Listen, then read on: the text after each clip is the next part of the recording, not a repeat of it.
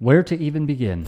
Well, this was a moment of history. It happened earlier today in France, and a major controversy, too, has now erupted out of Paris. Yeah, big controversy indeed at the Olympics. A boxer deemed a biological male beating an Italian female opponent, with the Italian crying out, "I couldn't take it anymore." He's 0 for 2 here. I'm an Olympic gold medalist. I'm very proud of that fact. It was the greatest accomplishment of my entire career. So I have to ask, what in the is going on in Paris this year, where two biological men are competing against biological women in the sport of boxing? Boxing Hall of Famer Oscar de la Hoya weighed in to the fake controversy. The Olympics definitely dropped the ball, and all I'm saying is that men should fight against men, women should fight against women, and transgenders should fight against transgenders. Hall of Famer to be Clarissa Shields spouted this on Murdoch News because it was a drummed up controversy by people like this and this and this. Italian boxer Angela Carini withdrew from her match against Algerian Imane Khelif after just 46 seconds, saying she'd never been punched that hard before. Okay, let's stop here. Hasn't been punched that hard before? Khelif of Algeria, in 46 fights, has a measly 5 knockouts. This is not a person who statistically, factually possesses a powerful punch. Carini actually has been punched that hard before. She's been knocked out previously. What happened was the following. She competed in a brutal sport, went to the Olympics to face some of the world's best, was about to be completely outclassed, got punched in the face, backpedaled, and quit. Sadly, she's done this before. In a previous fight against Turkey's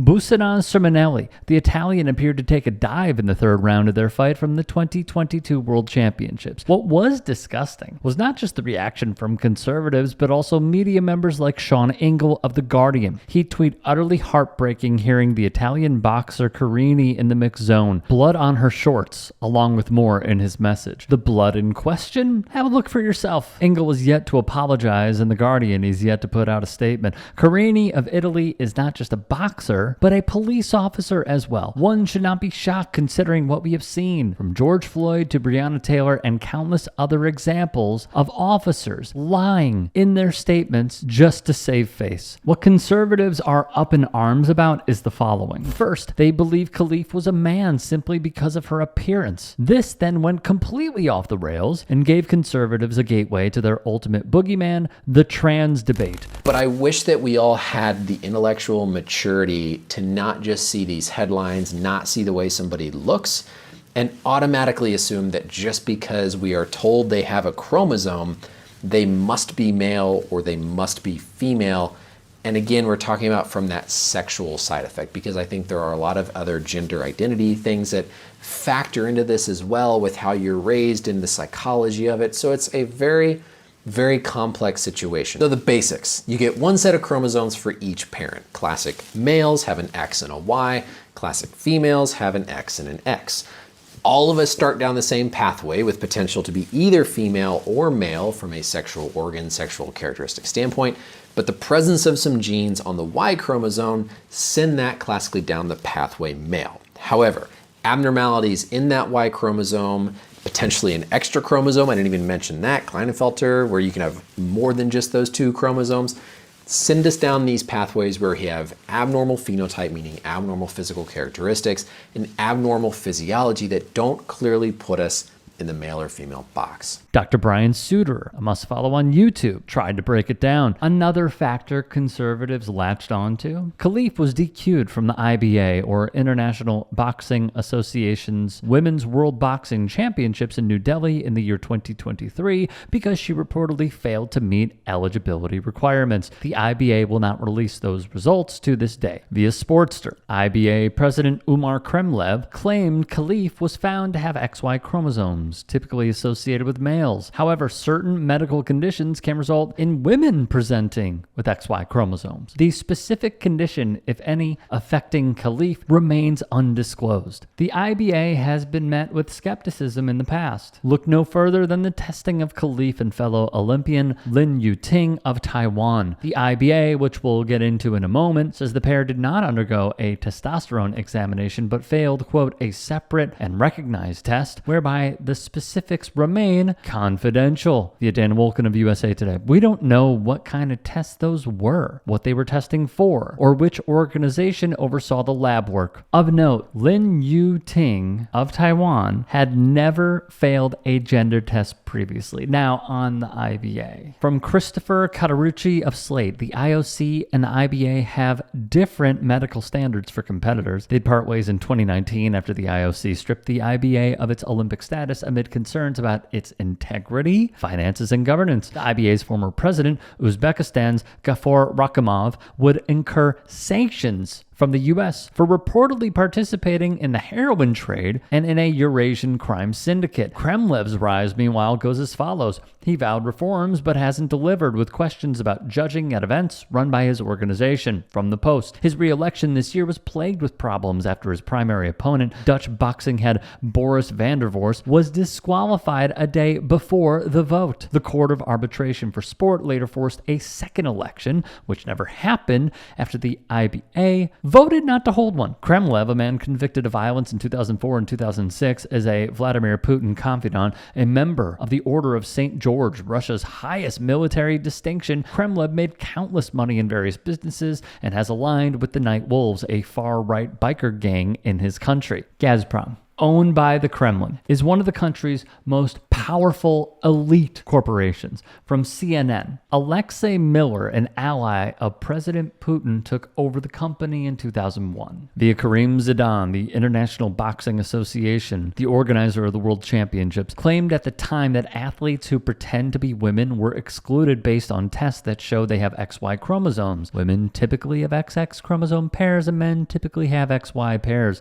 Some genetic conditions, such as Sawyer syndrome, can cause a woman to be born with XY chromosomes. From Wolken once more, early in 2022, Russia invaded Ukraine. As a result, the IOC wanted the IBA to drop Gazprom and make sure other reforms to its governance and financial structures, and to clean up a bevy of ethical issues. Unsatisfied with the IBA's response, including a claim that Gazprom's sponsorship expired at the end of 2022, the IOC stripped its sanction of the Olympic boxing tournament. The IBA appealed the decision to the Court of Arbitration for Sport, but was turned down on April 2nd of this year for a variety of reasons. We also know Vladimir Putin has signed into law the banning of gender-affirming care, spouting the line that we have heard from many on the right stateside, which is traditional family values, also known as the nuclear family, is what they love to say. He also outlaws same-sex marriage, and via the Times, annuls any marriage when a spouse changes gender and bans adoptions by such couples. They have made this a wedge issue, much like the GOP has. The targeting of these two boxers, I must be very clear, is intentional. Via Slate, the bottom line is that Khelif and Lin are both women who meet the IOC standards for competition in the women's category. There is no reason why they should not compete, but right-leaning media outlets and advocates who oppose trans inclusion in sports have latched on to the IBA's disqualification to smear Khelif and Lin as gender frauds out to cheat their way to Olympic medals. Khelif is a woman, but because the anti-trans folks online believe she doesn't appear feminine enough, they cry foul. They don't care that she lost in the quarterfinals at the Tokyo Games, nor that Lin was ousted in the round of 16. Logan Paul got in on it. ESPN's Dan Orlovsky got in on it. Who else? The usuals. Livs a TikTok got in on it. Elon got in on it. Riley Gaines got in on it. I saw Donald Trump and Greg Abbott get in on it. JD Vance got in on it. Marjorie Taylor Greene got in on it. The fact is, the same bigotry that was used against greats like Serena Williams, Caster Semenya, ditto for Brittany Griner. Heck, even Katie Ledecky is being targeted. Alona Marr is being targeted. And they are being coined as trans by right-wing folks because it doesn't pass the eye test to them. Lauren Tesson of Defector wrote something very poignant that all should read in full in her article. Here's a part in response to discussions about the complication of gender. The fact that no one trait is going to be shared by every man or woman in the world. The right loves to sneeringly ask, "What is a woman?" with the implication that they can explain it straightforwardly and the left can't. But if they're going to narrow their definition so much that a cis woman with a difference only revealed through DNA tests instantly loses her claim to womanhood, it's hard to believe women signifies anything to them besides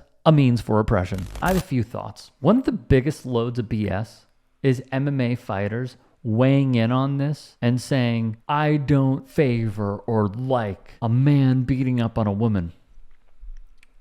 Really? I mean, yes, really. Where was this energy when UFC president Dana White committed multiple acts of DV on camera, in public, in Mexico, New Year's Eve, Cabo San Lucas, Squid Row, and y'all said nothing? You said nothing. Silence. Yet now you're saying, I don't favor men beating up women, when it wasn't even a real thing. That's hypocritical. Pat McAfee, he starts his entire diatribe on the #1 sports network saying, I haven't done enough research on this, but, and then goes into every feeling he has that is ill-founded, illogical, inaccurate, wrong. One person I saw tweet that he is weaponizing incompetence. To that notion, I agree.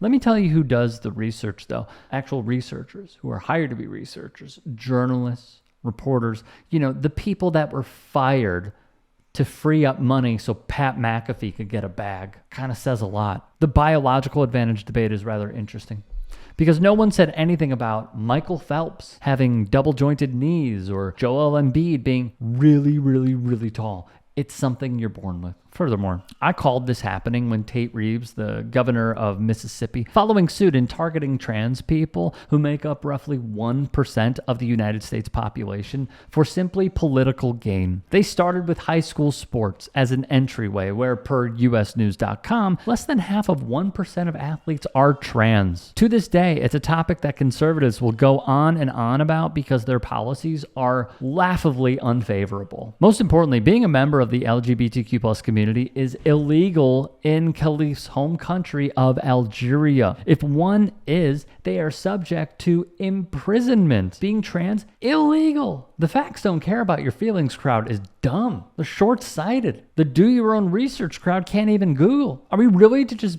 believe that she magically became trans, or that she somehow was found out to be trans in this competition? Insane.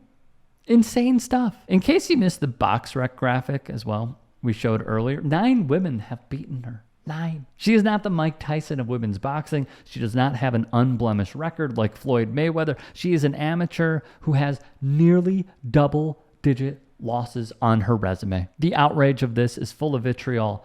Quite frankly, in closing, it needs to end.